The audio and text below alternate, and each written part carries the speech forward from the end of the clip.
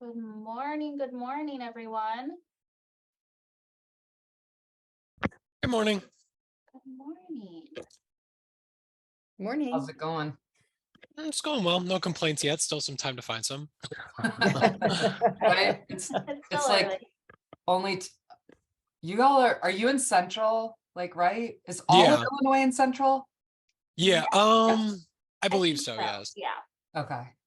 So confusing. I mean, I'm in Ohio and everybody just assumes that we're in Central, but we're in Eastern. It's like not until you get right outside of Indianapolis do you hit Central time. Okay. Yeah.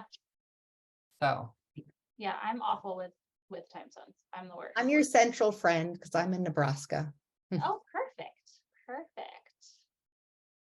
All righty. Well, hopefully we'll have a few more pop on as we go. But again, as I told DJ, I'm going to keep my comments to a minimum because I know you all are not here to listen to me talk. You're here to listen to DJ.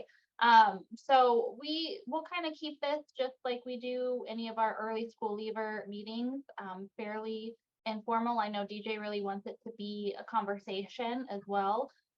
So throughout, if you have questions, you can pop those in the chat. DJ and Bridget are monitoring those and will do their best to answer questions and share resources. I am recording it, so that way, if individuals were not able to attend, I will post it to our Early School Leaver website and be able to share that out as a resource to either Early School Leaver folk or anyone on your campus and in your organization as well. So DJ, I'm gonna go ahead and hand the floor over to you. sure. Well, good morning. I like that at this point, Peter, since it's just you and Crystal, like we can totally have a conversation. I do have a slide deck and I can bring it up and kind of share it and we can kind of like talk through some things. If there's, I was kind of whining a little bit to Brittany in the sense that I was like, well, I wasn't exactly sure, like, because I kind of collected some information from you all about what you were interested in kind of talking a bit about, and there was a lot of, like information requested in there. So just real quickly, I'm DJ Ralston. I work for George Washington University. My pronouns are they, them. I am a non-binary trans mask queer person. I'm also considered a geriatric millennial, I've been told, based on when I was born. And I'm a foodie and Muppet enthusiast, right? I feel like those are important caveats. I feel like you should know something about me. Maybe this will make it so you feel comfortable asking questions. And then my background is in vocational rehabilitation, also the public workforce development system, the adult program, dislocated worker program, youth programs. And then I've done technical assistance around disability and employment related issues for a really long time. And kind of my genesis of this work relative to the LGBTQ plus stuff was I finally felt comfortable enough to come out at work as non-binary and queer in 2020. And that was after 5 years of working at GW. I'll talk a little bit more about that just when we start talking about pronouns and things like that. But, I got all the education, blah, blah, blah. But I'm also joined today by Bridget. So Bridget, do you want to unmute and just say hi? Yes. Hi, everybody. I'm really glad to be here today with DJ. I am really here in a support role. I've been working for GWU and the NTAC for, gosh, coming up on 2 years in April, which seems crazy because sometimes I still say I'm new to this. My background is also vocational rehabilitation. I worked for the state of Nebraska for 20 years before I joined GWU, and I worked mostly with students with disabilities. I ended up in my last position with them was program director for transition. My pronouns are she, her. And yep, I'm excited for this conversation today, and I'll try to help out with resources and things like that and pop them in the chat and watch your questions, things like that. But like DJ said, it's a small group. We'll probably can just have that as a conversation. Yeah. And just real quickly, the NTAC, when we talk about that, that's the National Technical Assistance Center on Transition, the collaborative. such a mouthful. So we typically work with state education agencies and state vocational rehabilitation agencies to support them as they are supporting, students and youth with disabilities and transitioning from adolescence to adulthood. So in that sense, we kind of line up with school leaver program a bit. We do even have some focus on some targeted populations, including, opportunity youth or at-risk youth, young folks that you all are likely serving at, between 16 and 24. So just in terms of today, basically, I think what y'all asked for was like, let's talk about the basic terminology. Let's talk about strategies for creating kind of that inclusive environment and a good relationship with folks, right? And really talking about kind of some of the nuance as it relates to folks that are trans and non-binary and understanding what that transition looks like for folks, and how that can impact looking for work, because I think that that's a big piece. So just to start, I kind of wanted to lay the groundwork so you all know what we're dealing with. And don't worry, Brittany has these slides, so she will share all of these with you. So if you ever want these stats, you can have them. Plus, they're easy to find because we pulled them from the Trevor Project. If you're not familiar with the Trevor Project, they're a really great resource. They run both Trevor Space, which is an online chat forum for LGBTQ plus youth. And they also do a lot of work in preventing teen and youth suicide, LGBTQ teen and youth suicide. So they actually do a giant mental health survey every year. So you can see this is actually the 2022 survey. In 2022, they had 34,000 youth between the ages of 13 and 24. So almost exactly your target population, just a few years younger in some cases, about their mental health. So here's what we need to know is that LGBTQ plus youth, 45% of them seriously considered attempting suicide in the past year, so in 2022. And when we look at that statistic and break that down by race, 43% of white youth, whereas 49% of Black youth, 46% of Latinx youth, 47% of Middle Eastern or North African youth, and 55% of Native Indigenous youth were in a position where they seriously considered suicide. So not only is this like stat appalling, right, to begin with, but then when we layer, the added oppression of somebody's race on top of it. So thinking about intersectionality as kind of that interconnected nature of, overlapping systems of oppression and like advantage and disadvantage, we can see where that's happening, right? So 14% of LGBTQ plus youth attempted suicide in the last year. And then when you break that down, those rates again are higher for Black youth, Latino, Latina, Latina, Latinx youth, Middle Eastern, North African youth, and Native and Indigenous youth. Like the other really interesting stat I always like to look at is that 60% of LGBTQ youth who wanted mental health care in the last year were not able to access it.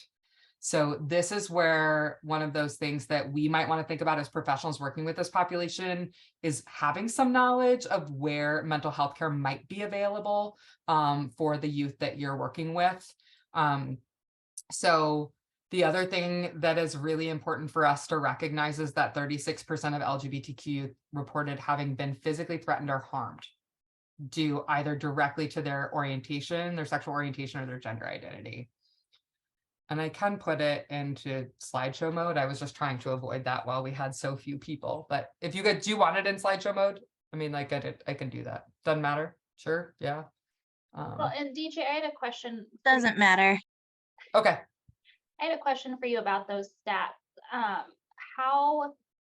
Do you think that those are accurate, or do you think that there are probably some individuals who didn't answer honestly, maybe out of fear and really didn't say like, yeah, I really did consider attempting suicide?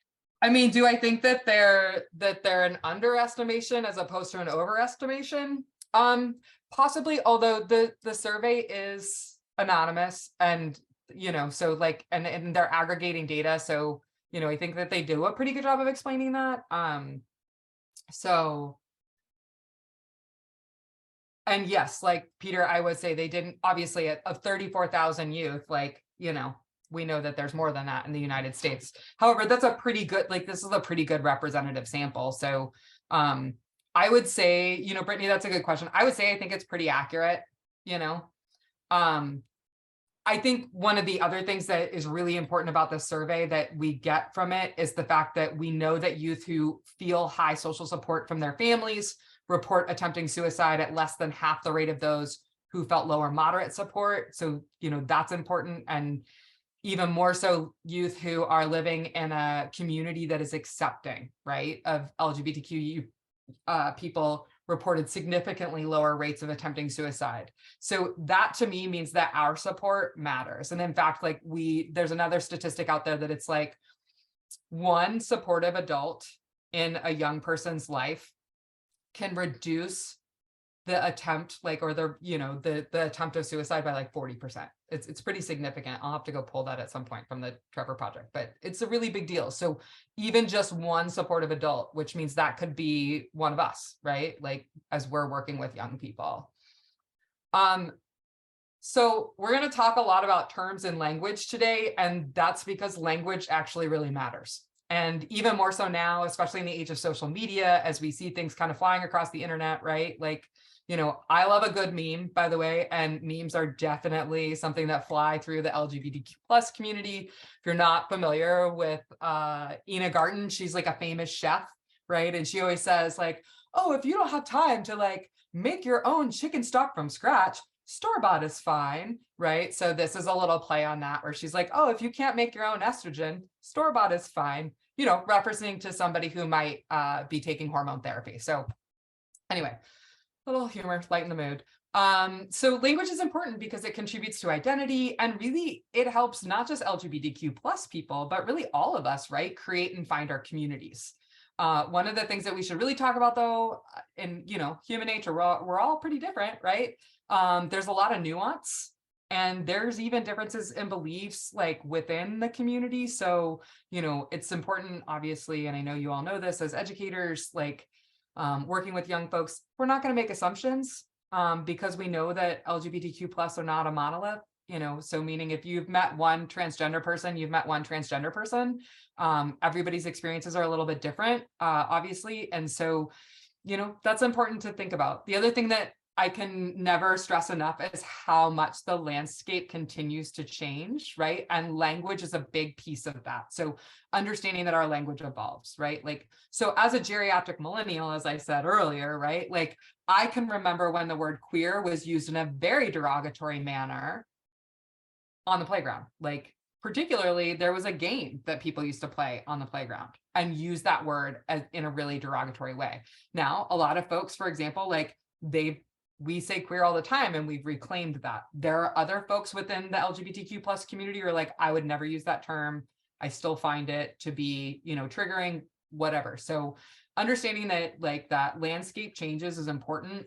You know, and thinking about kind of person first language versus identity first language. Yeah, the Hillary Duff commercial. Yeah, exactly. So, you know, just thinking about like listening to how our participants are talking about or identifying themselves, I think is a really important thing. So if a young person that you're working with comes out and says, you know, oh, I'm non-binary, like saying, okay, cool, like, you know, great. And now that you have that sense of, okay, they're non-binary, that's how they describe their gender identity, or I'm gender queer, or I'm gender fluid. And we're going to go through some of those terms a little bit later. Or I'm gay, or I'm a lesbian, or I'm pansexual, or I'm, what's my new favorite one? Polysexual. Like, I was like, what? Like, that was a new one not too long ago for me. Like, but just kind of listening to the folks that we're working with and understanding like the language that they're using is intentional, I can promise you. And with that comes this idea that like oftentimes, you know, folks are gonna look at you and they're gonna gauge and try and determine whether you're safe and whether you can be a safe person. And this is especially true of youth. Like, I don't know, like I have enough teenagers in my life. Like I know when I have said something that is totally off and I'm like no longer somebody that they want to associate with. So, you know, like that's evident too. Like they figure that out relative to like how they're thinking about you and whether or not you're someone who's safe to come out to. So again, kind of the definitions, I'm going to just go through a couple of these because these are ones that most people are familiar with, right? So transgender, here's what you should know about transgender. It's actually an umbrella term for people who use or whose gender identity or expression is different from cultural expectations based on the sex they were assigned at birth. Being transgender does not imply any specific sexual orientation, and that's important. So I'm going to talk on the next slide. You can kind of see the gender unicorn coming up about the difference between orientation and gender identity, because, and if you already know this, forgive me, this is for the people watching the recording then, right? Like, but because gender identity and orientation are all under the LGBTQ plus banner, sometimes people don't actually know the distinction between the two and they get lumped together. And so people are like, and it can be conflated and confusing. So we'll break that down in a minute. Queer, typically an umbrella term for sexual and gender minorities who are not heterosexual or cisgender. Intersex is an umbrella term used to describe a wide range of natural bodily variations. This is an important piece. So people who are born intersex may have differences that are visible at birth, either in physical genitalia, or some of these things may not become like evident until puberty. So relative to like actual reproductive anatomy, chromosome variations are secondary sex characteristics, which are things like the development of breasts, right? Like growth of facial hair, like all that stuff. So folks who are intersex, they are typically, when they are born, sometimes there are decisions made for them. Sometimes it's not physically apparent at all that someone's intersex. Sometimes it is. So someone who's asexual lacks sexual attraction or desire for other people. Okay, so this is what I was talking a bit about, right? So everybody, you hear LGBTQ plus all the time, right? So the thing is lesbian, L, gay, G, B, bisexual, those are all referring to specific orientations. So who someone's attracted to, right? Like when we talk about the sexual affectual attraction down here, their orientation, whereas trans and transgender is referring to gender identity. Queer is something that people will often gravitate towards when they maybe are somewhere outside of cisgender and or heterosexual in general. But if we look at the gender unicorn, kind of love this guy, right? So gender identity, you notice this is represented by the rainbow with a little thought bubble that comes from the brain of the unicorn. That's because someone's gender identity is their innermost concept of themselves, right? It's the innermost concept of how they understand their own gender, whether that's male, female, somewhere in between, completely outside, right? Your gender identity is really your innermost concept of what your gender is. So then we have gender expression, which is represented by this trail of green dots, because your gender expression is how you tend to express your gender, right? Like I identify as non-binary, like as trans masc, because I tend to present myself in a more masculine manner, like my expression is masculine. Like you won't catch me in a dress. You're going to see me in a shirt and tie if I'm doing an event in person. I did put on a collar for you all today, just so you know, instead of a hoodie. You're welcome. Yeah, see, exactly. Thank you, Peter. So then we have what we talk about as sex assigned at birth. So sex assigned at birth is typically either male or female or intersex. And you see that's represented by this little like helix up here. So, you know, kind of in the genitalia area, because when you're born, right, the doctor yells out like, it's a boy or it's a girl. That's typically based on sex assigned at birth based on the presence of certain genitalia. And sometimes you will hear it referred to as AMAB, so assigned male at birth, or AFAB, assigned female at birth. So if you see those anywhere in reference to people, that's what it's kind of pointing at. Here's the thing, there isn't always a lot of information, like need for that information. Like we don't necessarily need to talk about young people and their sex assigned at birth, but in the event that a young person says to you, oh, I'm non-binary, but I'm AMAB, or I'm non-binary, but I was AFAB, or then you know what's going on there. And then we talk about attraction, right? So who you're physically attracted to, who you're emotionally attracted to. One of the best ways I've ever heard the difference between gender identity and orientation explained was actually by a pediatric endocrinologist who did a TED Talk, where he said, your sexual orientation is who you want to go to bed with, and your gender identity is who you go to bed as. So that's one of the ways to just kind of like think about those things. Real quickly, just some terms that are often associated with orientation. So gay, lesbian, homosexual, bisexual, pansexual. And then terms that are associated with with gender identity include cisgender. I'll define all these in a minute. Transgender, non-binary, genderqueer, gender fluid, gender expansive, gender nonconforming, and there's more and more every day, often. Like, I joke that I can't keep up, and goes back to, I'm a member of the community, but I'm old. So like, I can't necessarily keep up with everything that's coming out. So cisgender is used to describe an individual whose gender identity and gender expression align with their sex at birth. One of the things I'll tell you is sometimes there have been arguments out there made that cisgender is somehow a slur, and that's actually not the case. Cisgender is an adjective, just like transgender is an adjective. Cis comes from the Greek root to mean same, whereas trans comes from the Greek root to mean like cross or different, right? So cisgender, it's basically if you, when the doctor yelled out, like, you're a girl, like you were a girl when you were born and you are now grown and you identify as a woman, then you are cisgender, Same thing if the doctor yelled out, oh, it's a boy when you were born and you're grown and you now identify as a man, you're cisgender. Cool. The gender binary is just the idea that there's a classification of gender into two discrete categories of male and female. So you'll hear people talk about the gender binary. You also hear that term non-binary, right? Gender dysphoria. This one, there's a lot of coverage about this these days. So gender dysphoria is the distress that somebody feels related to an incongruence between an individual's gender identity and their sex assigned at birth, or their gender typically assumed based on sex assigned at birth. All right. And the thing that we have to remember about gender dysphoria is that this can actually lead to other things that can make it difficult for our young folks to participate and concentrate in our programming, right? Like that, it can lead to anxiety, it can lead to depression, those types of things. There are ways that folks go about alleviating gender dysphoria. One of the biggest ways to relieve gender dysphoria is to affirm a young person in who they are. And you can do that by using the name that they've identified and the pronouns that they've identified. So we'll talk more about that, but just remembering that if you're working with a young person who identifies as transgender or non-binary, they may have some gender dysphoria. They may not, they may have it under control. It also can be something that comes in waves. So recognizing that can be somewhat punctuated, and just remembering that, as young folks talk about it, that's what their experience is what their experience is. Expression.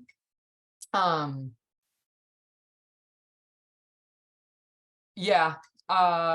term sissy, which could be considered derogatory, is just a response to the more used derogatory shorthand for transgender. Yeah, there's also, Peter, then there's the whole, there's a whole kind of, sexual component of the word sissy, and kind of that, which that can come up. I'd imagine that most of young people are going to avoid talking about sex with you, but maybe not. And in that sense, it can also be employed in those situations. So that's something to think about as well. Gender expression, clothing, physical appearance, other external presentations and behaviors. So somebody intentionally trying to talk higher, so that their voice expresses higher or lower, or, people's clothing, haircuts, all those things. Those are all ways that people express gender. And then one's identity, again, somebody's most internal sense of being male or female or something else, which may or may not correspond to their sex assigned at birth. So everybody's got a gender identity, right? You can be cisgender, you can be transgender, you can be non-binary. Everybody's got a gender identity, right? So gender nonconforming, this is where it all starts to look alike, right? So, and the idea here is really, I'm not going to go through every single one of these because you all can look at them later, because I want to make sure that you're getting the information that you want. But they all feel kind of similar, but this is where we want to listen to our young folks. How are they identifying? Do they just simply say, I'm gender nonconforming? Or are they saying that like, no, I'm trans? Or are they saying that I'm gender queer or gender fluid, right? Like, so gender nonconforming describes an individual whose gender identity or expression differs from the gender norms associated with the sex they were assigned at birth. Gender queer and non-binary look really similar. So people who don't, necessarily identify exclusively with one end of the binary or another.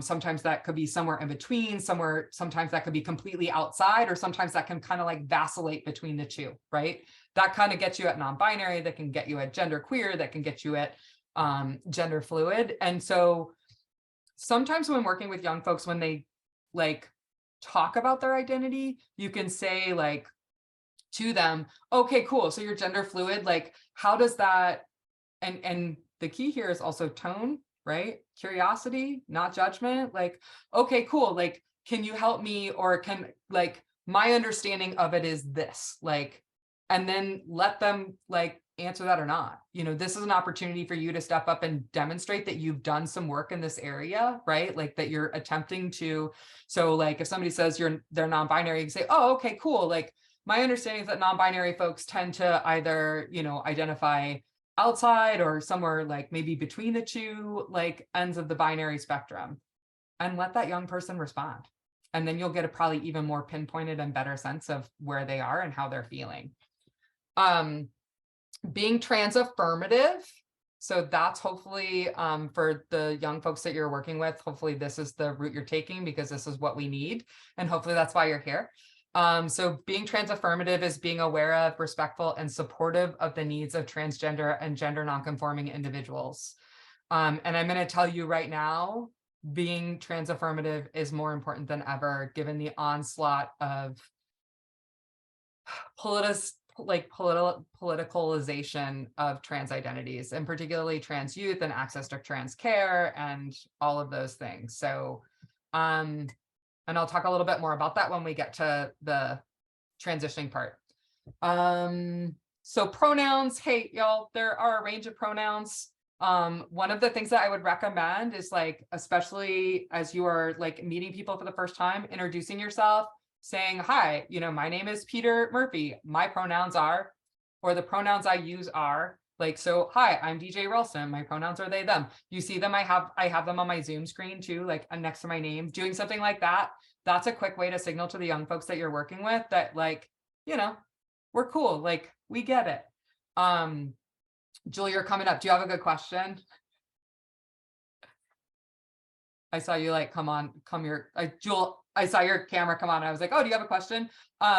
So one of the things that we get into the nuance here, right, is about, well, DJ, like, if we ask somebody their pronouns, like, then are we forcing them to misgender themselves? Like, right? Like, so that becomes an issue. So that's one of the reasons that like, unless you, at intake, if you're doing an intake with a young person and you're forced to ask for sex or gender, like I would give them the opportunity to like identify pronouns in that instance, right? And that's normally what we advise most agencies to do. But also like, you can also say something to the effect of like, I'm so-and-so, or I'm DJ, my pronouns are they, them. And like, what's your name? And like, when someone shares their pronouns, like if they share them back, especially if they're, well, like, especially if they've got legal guardians present in any way, right? Like you can say to them later when legal guardians are not present, like, hey, just want you to know I'm here and I understand things are fluid and things change. So if anything changes for you at any point, like the name you'd like to go by or the pronouns that you're using, that's another way to kind of open up that conversation. If the parents aren't there, I think asking directly, and then if they like, once they give you pronouns and name, like, especially if those are, you can say, cool, that's great. And if anything ever changes in this area, just let me know. Like, it's pretty simple in that way. So, this is just funny meme, like, PS, like singular they, them has been adopted by all of the major, like, style books and guidelines for writing, yada, yada. So let's talk about transition, right? Like, so this is a big piece of what people, yeah, and that's, yeah, Jewel, exactly. Like, and like, one of the things I also say too is like, do you have pronouns you'd like me to use for you? And then, always clarifying with the young person before any legal guardian steps back into that situation. So just to be clear, so we're on the same page, what name and pronouns should I be using for you with your parents? And like the other thing, or with your legal guardians, right? Whatever that looks like. And also making sure that they have that information about what's going into your paperwork. So if you are writing a case note, like obviously you're collecting legal name, you've got to match documentation, whatever that responsibility is there. But talking to them about what's in their file and who has access is really important so that they can make an informed decision about how their name or pronouns are used. Yeah, exactly. Like, is an important piece of that. So, but let's talk about transition. And this is a hot issue across the country at the moment, right? Like we all know. So transition is actually the process of shifting toward a gender role different from your sex assigned at birth. This can include social transition. This can include medical transition. And we're also going to talk about it in the aspect of legal transition. So because those are kind of the three things that we really need to think about as professionals working with young folks. And the other thing that I'm going to say about this is I'm going to hammer a few points because I also want to open it up to you. If you have questions about transition and like what is going on, like I'm happy to talk about it. I actually just did a bunch of research last week for a presentation I'm doing in Oregon in a couple weeks that's really just focused on trans and non-binary youth. So I didn't have to cover everything else. So I had more time to spend there. But if you want to unpack some of the stuff around that, I'm happy to. In order to just explain the basics of transition, I'm borrowing from Chris Mosier, who actually I think lives in Illinois. He is a trans athlete and he's really awesome, does like great, he's doing a lot of advocacy work around young people in sports. But he's a pro athlete for Nike. He's been an All-American athlete. He's 2 times national champion and 6-time Team USA athlete for triathlon. He now does professional speaking advocacy, but he did this great job of kind of breaking down transition. So why reinvent the wheel? So like I said, typically like social, medical, and legal, this refers to a process a transgender individual takes to live consistently with their gender identities. And with these 3 main categories is the way we break it down. So one of the things that I really can't hammer enough here is that transition, there's no right way to transition, right? Like it's a really extremely personal process and it can be different and often is different for each person. And the goals of someone's transition are really up to that individual. So the other thing is it's typically a lifelong process, and it is. Even for folks who are socially transitioning and never medically transition, it's still a lifelong process because we're constantly coming out, right? People are constantly coming out. So it's particularly like a lifelong process for folks who are taking hormones, because if they start to take hormones, then they typically continue those for the rest of their life. So when you hear someone who says, I transitioned X years ago, they're normally talking about like when they started transitioning. So again, no blueprint, can't stress this enough. And like folks may take these steps, right, in any order when we talk about social transition, legal transition, and medical transition. There are some instances in which some states are gatekeeping the legal transition and it's based on the medical transition. So, like becoming familiar with the laws in your own state about what that looks like is something that, or at least knowing where to find that information is really helpful, because it's very well could be the fact that you can start working with someone who's 16 or 17, they hit 18 and they're like, heck yeah, I want to transition. Like, so what do they have to go through? And we'll talk a little bit more about that. But so social transition, these are all the things we like kind of talked about earlier, right? Like name and pronouns. Like, hell, I sort of started socially transitioning when I was 7. Who knew? Because that's when I changed my name. Like I quit going by my legal name and started going by DJ, and I have not looked back, right? Like it can include changing a hairstyle, clothing. It can include other kind of physical expressions, like the way you walk or the way you talk, right? Like could be the restrooms even someone uses, although that's becoming more and more challenging relative to the legal landscape. So, but those are examples of social transition. And for the majority of youth, they are socially transitioning.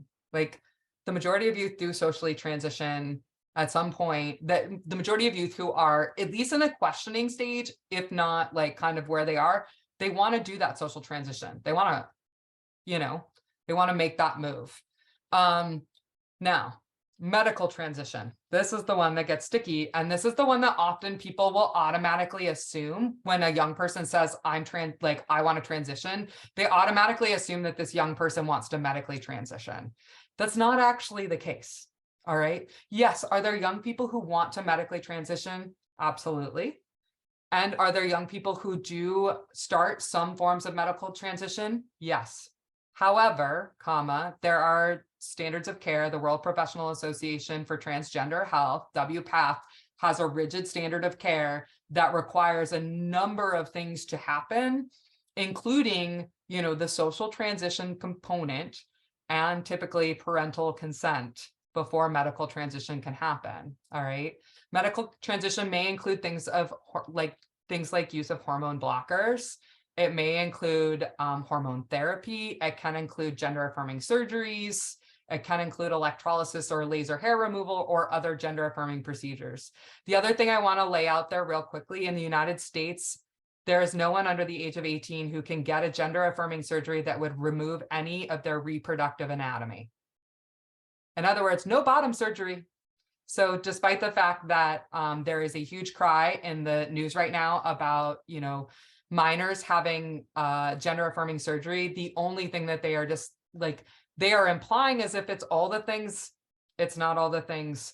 The only type of surgery performed on someone under the age of 18 is the removal of breast tissue, or what's commonly referred to as top surgery. And even then requires parental consent. And typically there has to have been at least 2 years of hormone use. All right. So there are a lot of things like, plus they need a referral from a doctor, plus they need a referral from a therapist. So it's not that kids are running out and, you know, particularly it's not that young women are running out and cutting out, like getting their breasts removed. That's not happening in the way that the news makes it happen. And I realize that that might sound like a political statement, but it's not, it's a fact. So I just want to make sure that people understand that. So gender affirming surgery typically is 18 and older. And yes, in most cases, they're like at a minimum, somebody still needs to be working with a therapist and have a letter from a therapist specifically citing gender dysphoria. So FYI. Now, legal transition. This is a big one for us, right? Like as we work with young people, because this impacts what we're doing. And so like, this is like somebody changing the name on their driver's license or the name and gender on their driver's license or gender marker. This is someone changing their name on their social security card or their birth certificate. This is changing names or gender markers on bank accounts, credit cards, you know, job related documents. This could include academic records, medical records, passports, all of these types of things, right? So one of the things I feel like, well, I'll get there in 2 seconds. So something else that's out there, not every person wants to medically transition. That's an important thing for us to remember. And doing so or not doing so doesn't make anyone any more or less transgender. There's no right way to transition. Again, there's only a right way for people, for an individual, for themselves, right? So as we think about supporting folks, you know, this is where we're like, oh, what do I need to know? Familiarizing yourselves with the legalities of transition and, you know, trans care, which Illinois is in a much better place than many of the states surrounding it, right? So, you know, what is required? Like, you know, if they're an adult or if they're a minor, so you know that those two things, because that list may look different. Oftentimes there's going to be like legal clinics from local LGBTQ resource centers that they'll run a legal clinic that will help somebody learn about the steps that they have to take in order to change their name. Like, so here in Ohio, in order to change your name, gotta love this, you gotta get your name published in the newspaper, in a circulating newspaper, for at least 30 days, the announcement of your name change. The idea behind that, Jewel, is to have to do with like, so creditors can find you, I guess, like, but talk about like a holdover, right? Because who the heck reads a circulating newspaper? Sorry. You know what I mean? Like, And then once that's done, then it goes to a county judge. And the county judge determines whether or not the name change should be approved. So depending on what county you live in, because counties are elected, or judges are elected officials. So that's how it works in Ohio. So just becoming familiar with that in your own state. So in Illinois, you might be able to change your name and gender marker. In some states, you can change your gender marker without having surgery. In other states, it requires you to have had surgery in some way, shape, or form. So again, kind of figuring out some of those things. And I bet you in that list that Bridget's going to give you, there's going to be a bunch of those types of resources, or at least websites where you can find that information. All right, so just how do we work towards creating spaces? And really, it's really about creating conditions that we hope will create a safe space. Because remember, we can't actually decide a space is safe. That's really up to the participant, the young person we're working with, right? So the first thing that we can do is, recognize that inherent power differential in our relationships as we're working with young folks. There's a couple of ways that gets compounded, right? Number one, we're the adult, quote unquote, and they're often considered a minor. Even those young folks that you are working, with that might be of age of majority, guess what? You're still in a helping relationship, which means automatically the power differential shows up, right? Because that young person's coming to the program, coming to you for help, which means that puts you in a position of power. So the first thing that we can do is kind of acknowledge that and say, in our own awareness, recognize, and do everything we can to say, hey, what, I see this as a partnership and us working together. I'm here to support you. I'm not here to direct you. And y'all, I know that this is right? This is basic information. You're DJ, we know this. This is how we work with young people, because we're not authoritative. There are people who forget this. So, just starting from that space, and really recognizing that, kind of as we looked back at those stats from the beginning, right? We saw that LGBTQ youth and young people already have a much greater propensity to consider attempting suicide or attempting suicide.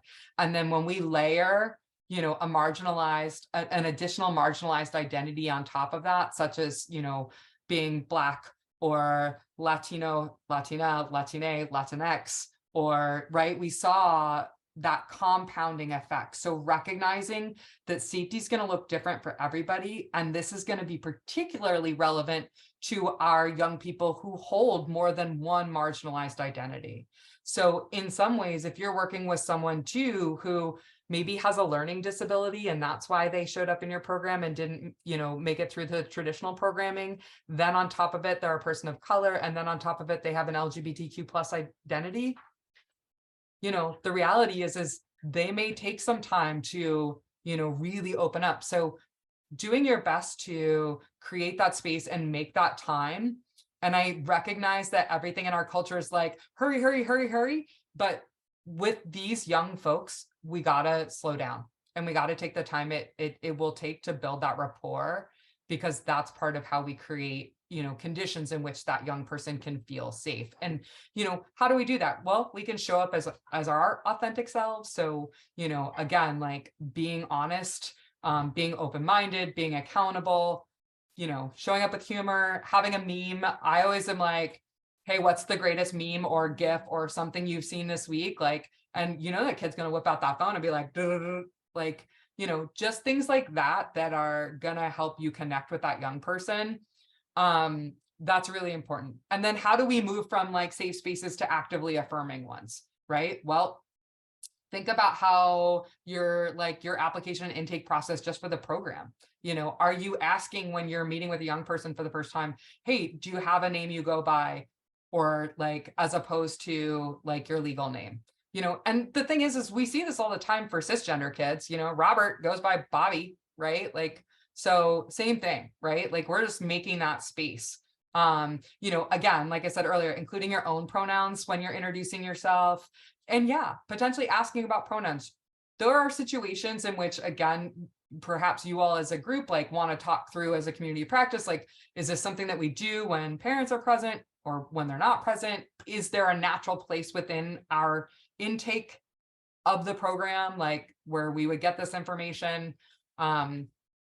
understanding and using the language that your participants are using, like, and from the LGBTQ plus community is another way. Researching those memes and cultural references, like, you know, this is totally me when somebody calls you by, like, I'm like, I don't know who that is. Like, I won't even turn around, you know? So really thinking about the power and privilege structure. So this is an important piece, right? Particularly, this is more applicable to your young folks who are under the age of majority, but still, like, who are they out to, right? Like, if somebody discloses an identity to you, your next question or your next statement should be, say, you know, like, awesome, thank you so much for trusting me with this information. And can I ask who else and in what other circumstances are you out? You know, are you out with your friends? Are you out with like other people in this program? Are you out to your family? Or, you know, if they're living in a group home, for example, are they out in the group home? You know, like, trying to discern that is going to be really important, because that's going to ensure that you don't inadvertently out that young person, which is really, really important.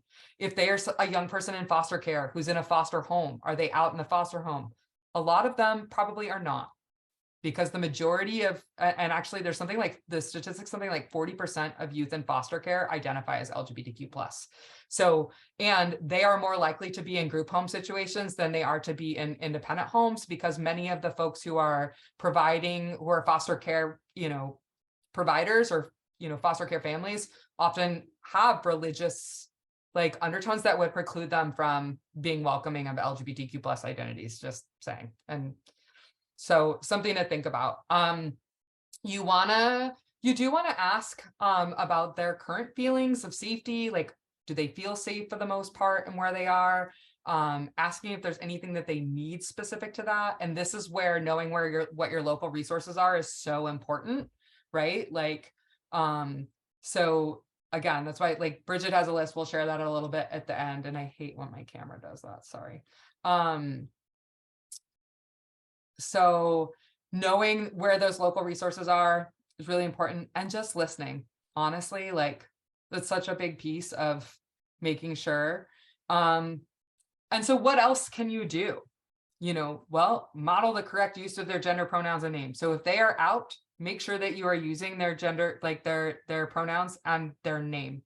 And if you are like, dang it, I like, well, DJ, I mean that. Like, you literally can just correct in time. The second that you realize it, that you've misgendered somebody by using the wrong pronoun, you don't have to stop and make a big apology. You can just literally correct yourself in the moment and go on, right? You can also do that if this young person is out and people are misgendering them around the table. You can say, you mean they, or you mean him, or you mean her. And once you do that a couple times to colleagues, they normally catch on. And then they either A, start using the correct pronoun, or B, start avoiding pronouns altogether. Which, guess what? Avoiding pronouns altogether is still better and is still less harmful than hearing somebody in, like, feeling like you are being intentionally misgendered. It's not the best solution, but it's better than not, you know? And that's a level of civility I think that we can ask for, right? And that we should be kind of demanding of our colleagues. You know, kind of some of the basics. Don't say what's your real name, you know, because you suspect that they have a different name. If a kid walks into your office and they say, hey, my name's Atlas, you go, cool. Nice to meet you, Atlas. And then when you get to that intake part, you say, and Atlas says, you know, oh, I need your name. Like, you, at that point you could say, hey, even before you start, Atlas, we've got a bunch of forms we got to fill out here. They're going to require legal name, blah, blah, blah, blah, blah, blah. And then you've set the stage, and then they're going to let, you know, correcting other people is needed, providing resources. So the other thing that we recommend is like building relationships and partnerships with those local LGBTQ plus organizations. So, and at this point, yeah, Bridget. DJ, just a point to say in terms of resources. I've just been here thinking about one thing that happened to a colleague of mine when I worked in the state, and she was working with a young person who asked, can you buy me a bra? Well, as a VR person, she could not answer, yes, I can go out and do that, but she could provide him with that list of resources to go to immediately so that you can be supportive of that student. So in your role, you might be confined by certain things, just because of your very role definition and everything like that. You can't buy something personally for a student, and you can't buy it with the funds from your organization for a student or for a young person. Right. But that's why having those resources in your back pocket and being able to say, I cannot do that. However, I can connect you right away to this. So sorry, that was just an aside. No, that's such a good example. The other one we'll see is like, I hear about like a request for a binder as part of like work clothing, because a young person wants to wear a binder so that they feel more comfortable in their button down shirt or whatever. And you know, one of the things that you all might even do some like, let your fingers do a little of the looking around for is like, in Cincinnati, for example, we have something called Transform Cincy, and it's literally like a free clothing closet that helps to connect young trans people with clothes to affirm them in their trans identity, which is pretty cool. Like, and so they take donations, you know, like essentially they're taking donations of clothing and sourcing that. And then like, they do a whole styling thing. It's like a super affirming experience. And I'm seeing more of those types of like organizations pop up all over the place. So, you know, hopefully that's like, you can find something similar to that in your area. You know, assist in educating others. So feel free to share this PowerPoint slide deck with whoever you think could benefit from it, or the recording of the training. I know your workforce partners are having trainings on the 8th and the 22nd of March. PS, the 8th and the 22nd. The 8th in particular will be really focused on the ideas of like social identity, power, privilege, oppression, you know, advantage, like kind of talking intersectionality, talking through the basics of those things. And then the one on the 22nd will be more like a repeat of this slide deck. But if you want to be part of something where we dive more into the weeds around, you know, social identity, how social identities are constructed, you know, all that type of stuff, that's the presentation I'm doing on the 8th. There was no way to fit that all in here today. So I would just say if you're around, or just catch the recording, right? So anything you want to do for flyers, stickers, intake, Glesson, GLSEN, they have like free posters you can print out that say like you're a safe space, or like affirming, like you're an affirming office. So those are good things. The other things, y'all, like, I'm sure you probably have these like built into your programming if you're doing any type of group activities, but just making sure that there are strong like anti-bullying, anti-discrimination policies.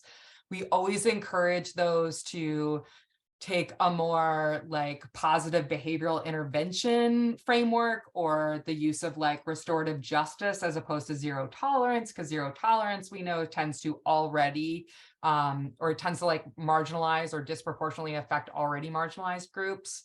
Also a big one for us as we think about work readiness, right? And dressing for the job you want.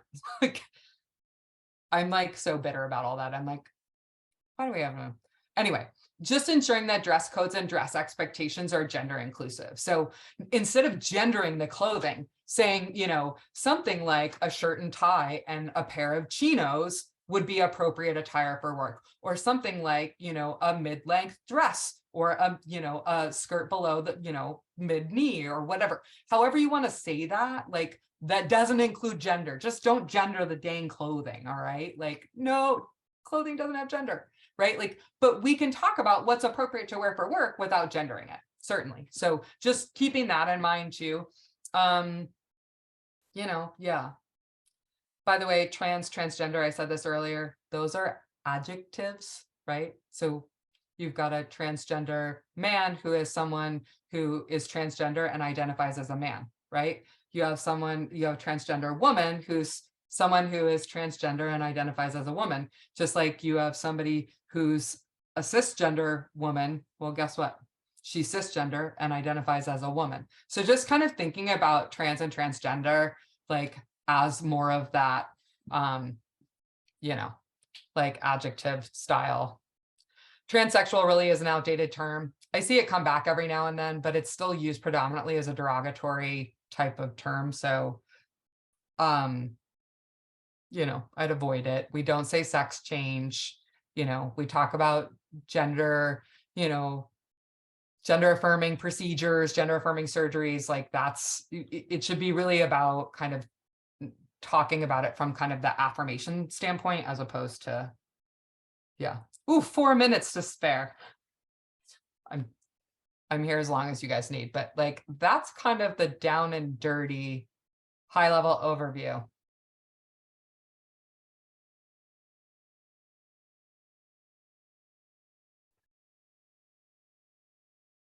Other thoughts, questions, concerns? Peter, I saw you on, did you unmute for a minute? I was going to thank you for coming. No, it was great. I'm glad to have the resource list to help out. I have been seeing more LGBTQ students come to me lately, and just it is so helpful to just get a more, I'm pretty familiar with this space a little bit, but just to get more perspective and understanding to, because it's really high stakes we're dealing with here. So it's making sure that we're doing everything we can is, helpful to hear. So thank you.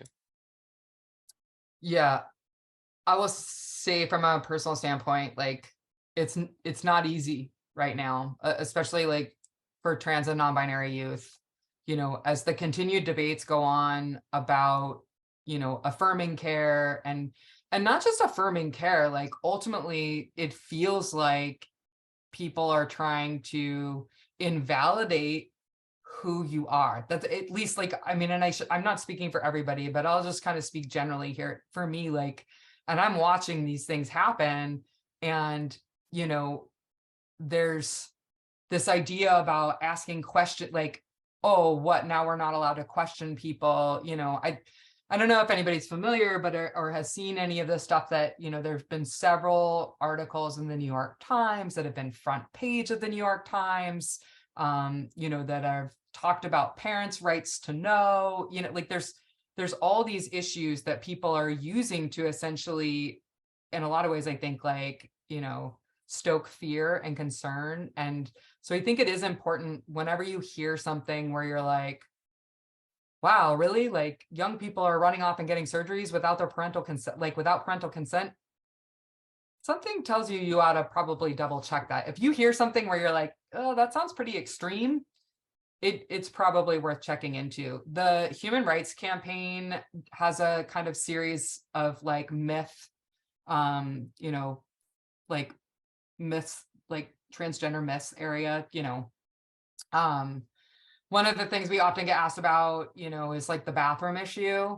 What do you do about bathrooms? What does that policy look like? And like, all I can tell you is that we know, like, there's no evidence to support the claim that by allowing people, young people or adults, quite frankly, to use, a bathroom consistent with their gender identity increases violence. There's no evidence to support that. That's completely manufactured.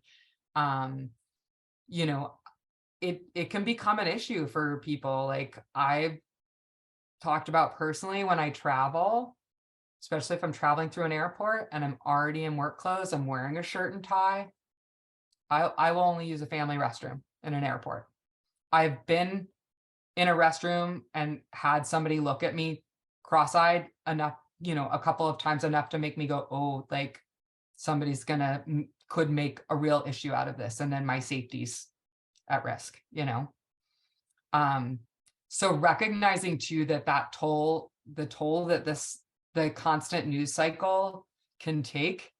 And for like I said, Illinois tends to be more progressive than most places, so thank you for that. But there could be folks on borders that you might start to see more, because the young folks from Indiana are like, I got to get into Illinois so I can access care. But we're also not talking about huge numbers. So that's the other thing that I would say is really, really misrepresented by the media, is they're talking about there's like this exponential increase in the numbers of, youth identifying as like trans or non-binary. And well, yeah, because when you're in a high school and you've got, 3 kids or 2 kids who've identified as transgender, and the next year you've got 6 kids in this high school, well, that's a 300% increase. Oh my God, everybody's going to be trans. Like, no, that's not really what's happening. It's just when you create conditions and make space for people to feel like they can be their authentic selves, or feel like it's safe for them to be who they really are, then we see it. but it's still, again, not huge numbers. You wouldn't know that, but by the way it's represented, but anyway. So thanks for coming to my TED Talk. Yes, love I that, love that, Jewel. Yeah. that's a great plan. Like, because that's helpful. Like, you know, like we see them on GW's campus. I'm not in DC, I'm in Ohio though, so there's that. But like when I'm on campus at GW, like I know, and there's like, you can pull it up on the website, like where all the, and they're pretty much in all of the major buildings at this point. So there's that option. So that's a great idea. Yeah, it's really good. Right. Well, I don't want to keep from any other questions. So if anybody has any other questions, interrupt me. You know, I'm always okay with that. But I did, DJ, thank you. Bridget, thank you for being on. I really appreciate it. DJ and I did have conversation before this, like, oh, it's a lot. And I know you guys, we could probably sit here all day and have this conversation. So we had talked about possibly our center is starting to look into planning for FY24 and what that looks like, especially for professional development for early school leaver and outside of early school leaver, just the community college system as a whole. And so I may be tapping into DJ and seeing if, you know, we could make this kind of a series, what that looks like, because I know you all are definitely wanting more information, and I think it's great conversation to have. So this was recorded, and I will get this updated and uploaded to the Early School Leaver website. I've saved the chat with all of the links that Bridget had shared, and then the resource document, I'll get that to everyone as soon as I can. And yeah, thank you all so much. I think it was a great conversation.